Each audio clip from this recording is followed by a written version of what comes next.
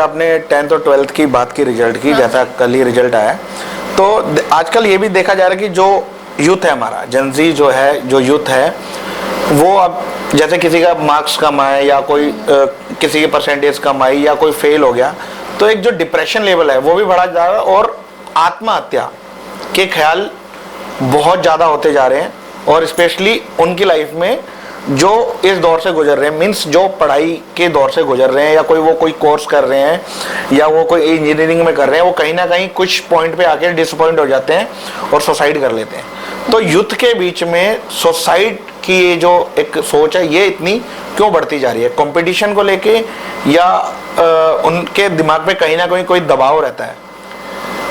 ये ना अब क्या जमाना आ गया है कि अब सबको क्या लगता है, एज आई टोल्ड यू, कि सबको क्या लगता है कि सब कुछ जल्दी मिले। क्योंकि मेरे पास एक क्लाइंट आया, he was only 20 and he said कि दीदी जो मेरा दोस्त है वो 24 का है, वो तो करोड़पति हो गया, उसने पता नहीं कहाँ पर क्या जॉब की और ये नंबर 2 से ऐसे किया, नंबर 2 का काम किया and now he is very rich, तो क्या मैं भी ऐसे ही कर लूँ, है ना, शॉर्टकट।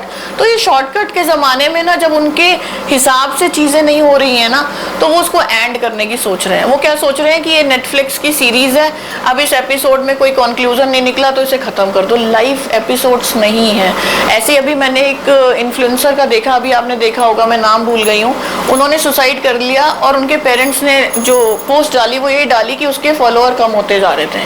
ठीक है, तो कहीं ना कहीं इतनी सी बातों को, और जो समाज में कंपटीशन चल रहा है, क्योंकि बहुत सोशल हो गया समाज, कौन ज्यादा अच्छा कर रहा है, चाहे वो नहीं भी कर रहा है, बट दिख रहा है दिखावा, लाइट की तरह। वही अगेन राहु, कलयुग पूरा राहु के हिसाब से चल रहा है। तो इतना इल्यूजन हो चुका है कि जहां पर एक जमाने में हमारे देश में भगत सिंह जैसे लोग थे कि वो देश के लिए मर मिटना चाहते थे, और आज व्यक्ति अपने फॉलोअर ना होने के लिए मर मिटना चाहता है। तो ऐसी सिचुएशन में एस्ट्रोलॉजी कैसे हेल्प कर सकती है कि आप देखें कि कुंडली में कहीं चंद्रमा बहुत वीक तो नहीं है, चंद्रमा और राहु का कोई कंजक्शन तो नहीं बन रहा है ट्रांजिट में।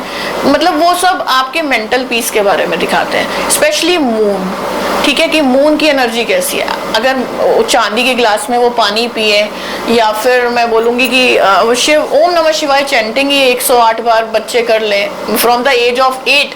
अगर पेरेंट्स ये सिखा दे कि ओम नमः शिवाय चैंटिंग 108 बार डेली करनी ही करनी है, तो ये सब विचार कम आएंगे और व्यक्ति सुसाइड के बारे में नहीं सोचे।